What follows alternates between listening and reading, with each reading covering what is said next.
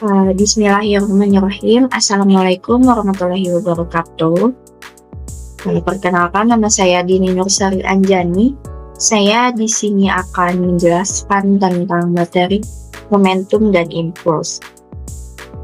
Baik, selanjutnya di tujuan pembelajaran.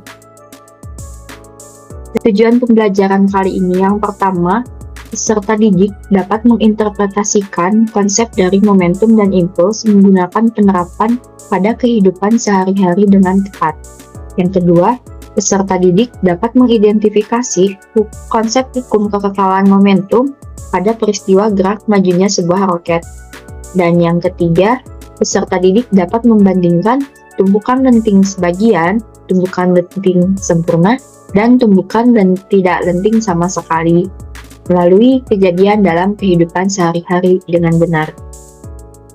Lanjut untuk ke materi yang akan kita bahas, terdapat 4 sub-materi ya. Yang pertama ada momentum, yang kedua ada impuls, dan yang ketiga ada hukum kekekalan momentum, juga yang terakhir ada tumbukan. Yang pertama kita ke momentum. Momentum ini merupakan salah satu sifat yang dimiliki benda yang bergerak. Momentum dapat didefinisikan sebagai tingkat kesukaran untuk menghentikan gerak suatu benda. Dengan persamaannya dapat ditulis P sama dengan M kali V, yang dimana keterangan P yaitu momentum dengan satuan kilogram meter kali second, dan M itu massa benda dengan satuan kilogram, dan V yaitu kecepatan benda dengan satuan meter per second. Nah, dapat kita lihat pada ilustrasi di sini ada mobil menabrak sebuah pohon dan sepeda menabrak sebuah pohon. Kemudian ada pertanyaan yang wajib anak-anak jawab atau lakukan, yaitu mengapa dampak kerusakan mobil dan sepeda dapat berbeda? Kemukakan pendapatmu. Baik, kita balik lagi ke materi. Selanjutnya kita akan ke materi impuls. Impuls di sini adalah hasil kali gaya impulsif rata-rata atau F dan selang waktu singkat atau delta T selama gaya impulsif bekerja. Dengan rumus impuls sama dengan F dikali delta T, dengan keterangan I sebagai impuls, satuannya Newton kali second, lalu F yaitu gaya dengan satuan Newton, dan delta T yaitu waktu dengan satuan second. Nah, di sini ada ilustrasi seorang anak kecil yang akan menendang sebuah bola. Maka dari itu, boleh diskusikan dengan temanmu bagaimana konsep impuls dalam menendang bola. Baik, kita balik lagi ke materi selanjutnya, yaitu hukum kekekalan momentum. Hukum kekekalan momentum ini merupakan aplikasi hukum kekekalan momentum dapat dilihat pada prinsip kerja roket. Pada saat semburan gas panas menyebabkan roket bergerak ke atas dengan kecepatan sangat tinggi. Nah, prinsip terdorongnya roket memenuhi hukum kekekalan momentum. Jika mula-mula roket diam seperti ini, maka momentumnya sama dengan 0. Sehingga berdasarkan hukum kekekalan dapat dinyatakan sebagai berikut. M1 kali V1 ditambah M2 kali V2 sama dengan 0. Lalu M1 dikali V1 sama dengan yang ininya kita pindah ruaskan ke sebelah kanan, maka terdapat min M2 dikali V2. Maka kecepatan akhir yang dicapai sebuah roket tergantung pada kecepatan semburan gas dan jumlah bahan bakar yang dibawanya. Lanjut untuk materi selanjutnya, ada tumbukan. Tumbukan. Tumbukan merupakan interaksi antar partikel yang berlangsung dalam selang waktu yang sangat singkat. Dengan rumus E sama dengan negatif delta V aksen dibagi delta V atau E sama dengan min dalam kurung V2 aksen dikurangi V1 aksen dibagi V2 dikurangi V1. Nah, di tumbukan ini tuh terbagi menjadi 3 bagian. Yang pertama ada lenting sempurna, lalu yang kedua ada lenting sebagian, dan yang ketiga ada tidak lenting sama sekali. Mari kita bahas satu persatu. Yang pertama, lenting sempurna.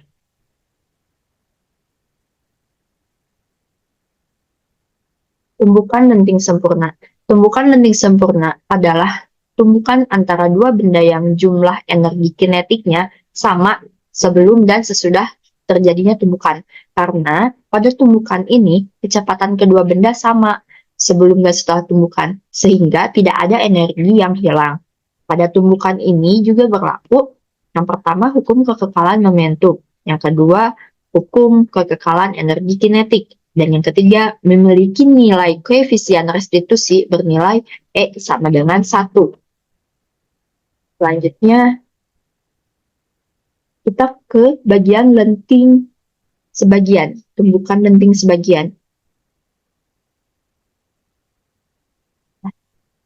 Di tumbukan lenting sebagian ini ada sebuah bola jatuh bebas dari ketinggian H1 setelah menumbuk lantai, bola tersebut mengalami gerak vertikal ke atas, seperti pada ilustrasi di samping ini. Dan bola hanya mencapai ketinggian H2 di sebelah sini, di mana H1 ini lebih besar daripada H2. Peristiwa ini terjadi tumbukan lenting sebagian karena ada energi gerak yang hilang yang dimiliki oleh bola, sehingga bola tidak mampu mencapai pada ketinggian semula pada H1 ini. Pada tumbukan ini pun berlaku hukum kekekalan momentum, lalu tidak berlaku hukum kekekalan energi kinetik karena ada energi yang hilang, berbeda dengan tumbukan lenting sempurna. Dia tidak memiliki energi kinetik, sedangkan tumbukan lenting sebagian tidak memiliki energi kinetik karena ada energinya yang hilang. Dan nilai koefisien restitusi tumbukan lenting sebagian ini dalam interval 0 sampai dengan 1. Lalu yang terakhir ada tumbukan tidak lenting sama sekali.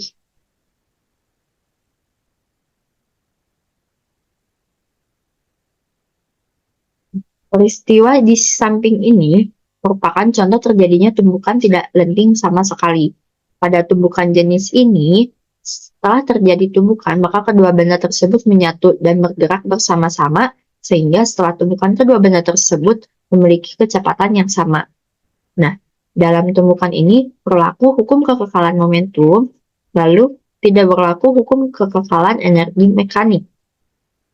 Karena terdapat energi gerak yang hilang pada diri benda, lalu benda menyatu setelah tumbukan sehingga kecepatan setelah tumbukan sama dan bergerak ke arah yang sama, yang mana V1 aksen sama dengan V2 aksen sama dengan V aksen. Dan tumbukan tidak lenting sama sekali ini memiliki nilai koefisien restitusi sama dengan 0. Maka dapat dibedakan ya, untuk nilai koefisien restitusi pada setiap tumbukan itu berbeda-beda. Selanjutnya kita ke penerapan. Di penerapan dalam konsep momentum dan impuls di kehidupan sehari-hari, ada roket, yang mana tadi kita sudah bahas bagaimana prinsip kerja roket. Lalu yang kedua ada bandul Newton. Dan yang ketiga ada bola bowling. Dapat kita lihat pada ilustrasi yang sudah ditampilkan. Ini merupakan beberapa penerapan momentum dan impuls dalam kehidupan sehari-hari. Nah, selanjutnya untuk mengetahui kemampuan kita tentang memahami konsep momentum dan impuls, terdapat beberapa latihan soal yang boleh Anda kerjakan untuk mengukur tingkat pemahaman kita. Yang pertama ada sebuah truk dengan kecepatan konstan 40 meter per second memiliki massa sebesar 2 ton. Berapakah momentum yang dimiliki oleh truk tersebut? Jadi kita harus menghitung momentum yang dimiliki oleh truk dengan kecepatannya yang konstan 40 meter per second, lalu memiliki massa sebesar 2 ton. Selanjutnya yang kedua, jika diketahui gaya sebuah benda 30 dan selang waktu benda bergerak adalah 0,3 second, maka besarnya impuls benda tersebut adalah ini sudah diketahui ya beberapa yang harus kita cari untuk menentukan nilai impuls. Jadi tinggal dimasukkan saja sesuai dengan rumusnya. Lalu yang ketiga, bola A yang bermassa 2 kg bergerak ke kanan dengan kecepatan 4 meter per second. Bertumbukan dengan benda B bermassa 3 kg yang bergerak ke kiri dengan kecepatan 3 meter per second. Jika setelah tumbukan bola B bergerak ke kanan dengan kecepatan 4/3 meter per second, tentukan besar dan arah bola A setelah tumbukan. Nah, di soal yang ini akan menguji pemahaman kita tentang tumbukan. Baik, sekian presentasi konsep momentum dan impuls yang bisa saya sampaikan. Mohon maaf bila ada salah kata dan sebagainya. Wabillahi taufiq wal hidayah. Wassalamualaikum warahmatullahi wabarakatuh.